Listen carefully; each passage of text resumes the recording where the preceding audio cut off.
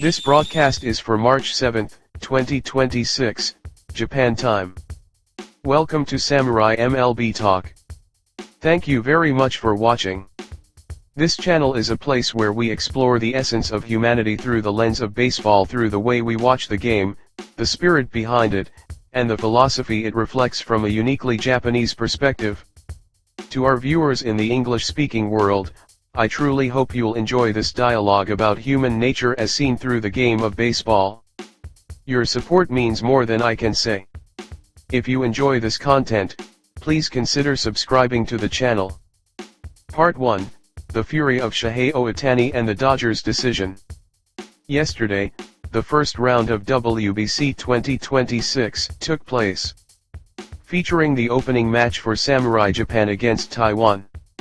The result was a stunning 13-0 victory, ending in a 7th-inning mercy rule.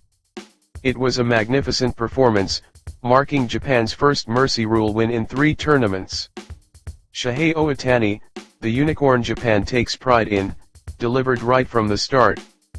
As I have previously stated, he originally intended to participate in the WBC as a two-way player. However, during discussions with the Dodgers, a specific request was made.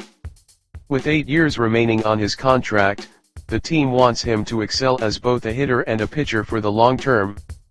Therefore, they requested he skip pitching in this WBC. Considering the long regular season and the intense month of the postseason ahead, the Dodgers viewed the risk of him pitching as simply too great. Shohei Ohtani reluctantly accepted this proposal.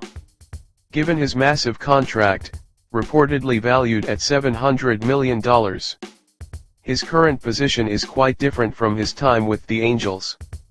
Because he carries such immense responsibility, he accepted the role of a full-time hitter. While Shohei Ohtani does not typically show his emotions outwardly, what happens when the energy intended for two-way play is concentrated solely on hitting? The power and skill meant for the mound transfer directly to the plate. In other words, Shohei Ohtani explodes as a hitter. I have constantly predicted this on my radio program. And yesterday's match against Taiwan felt like the ultimate confirmation. I believe Shohei Ohtani could hit a home run in every single at-bat of this Tokyo round. That is how much frustration he likely feels about not being able to pitch. That pent-up energy will transform into massive explosive power on this WBC stage.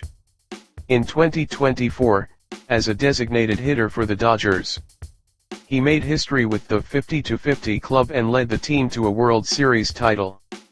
That legendary 2024 performance is being recreated right now in this short WBC window.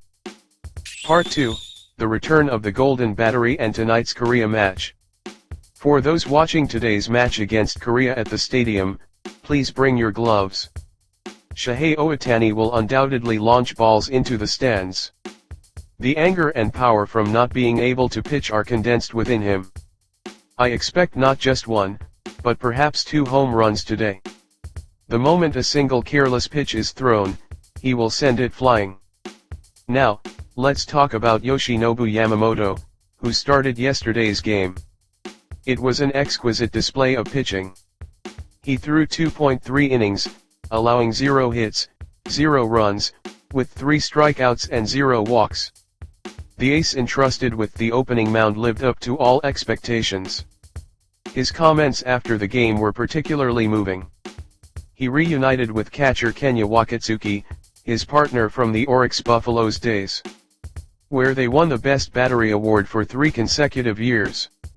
Yoshinobu Yamamoto expressed his joy, saying it was a pleasure to pair up again, especially on a stage as grand as the WBC.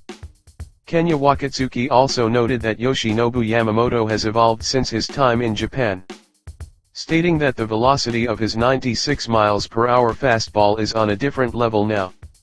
This golden battery led the Oryx Buffaloes to a Japan Series championship. Seeing them reunited was a dream come true for fans who thought they would never see it again. Their perfect synchronization provided a massive boost to the team. Truly, it was a masterful performance by Yoshinobu Yamamoto. Tonight, March 7 at 7 p.m., Samurai Japan faces Korea in the second match. I expect another overwhelming victory. It is only natural for Japan to aim for consecutive titles. I want to see a Samurai Japan that is terrifyingly strong. Tonight's starter, Yosei Kikuchi, will surely stifle the Korean lineup. With his high-heat 98 miles per hour fastballs, I look forward to a perfect victory. Part 3, Hirokazu Ibata's insight and the ultimate hitter Shohei Ohtani. Finally, let's look at the interview with manager Hirokazu Ibata. Following the 13-0 victory against Taiwan on March 6, Japan time. This Q&A was featured in the Chunichi Sports. Regarding the victory in the opening match. Regardless of how the game unfolded, I am very glad we won. Scoring first and then having the lineup connect was a huge factor. On Shohei Ohtani's leadoff grand slam. In his first at-bat, he was aggressive on the first pitch and hit a double, which gave the entire team momentum. He then produced the best possible result with just one swing.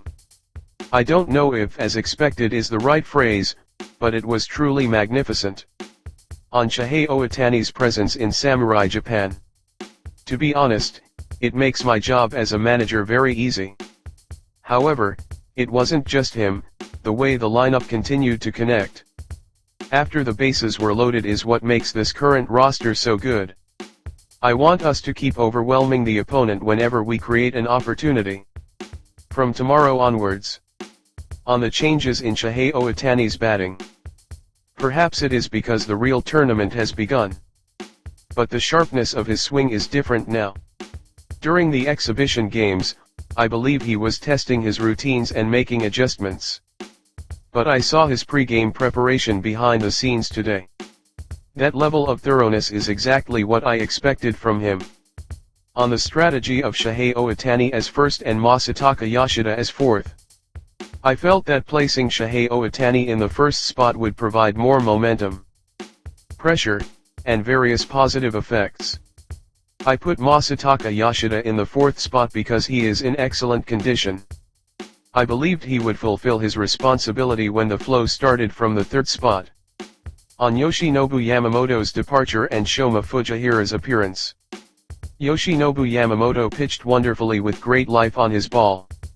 Despite the high-pressure situation, the change was decided due to pitch count limits. But I believe it was a very good experience for Shoma Fujihira. To take over in such a tough situation with 2 outs and the bases loaded.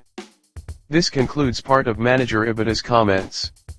Samurai Japan's performance in yesterday's match against Taiwan was flawless. As I predicted, the power of Shohei Ohtani as a pure hitter was staggering. If he had hit a triple yesterday, he would have achieved the cycle. However, because the lead was so substantial, he was removed from the game early. But even that is a testament to his overwhelming presence. Shohei Ohtani was scheduled to participate in the WBC as a two-way player. But he has instead become a pure hitter. As a result, he is rampaging through this tournament as the greatest hitter in history. This is what I have repeated many times on my broadcasts.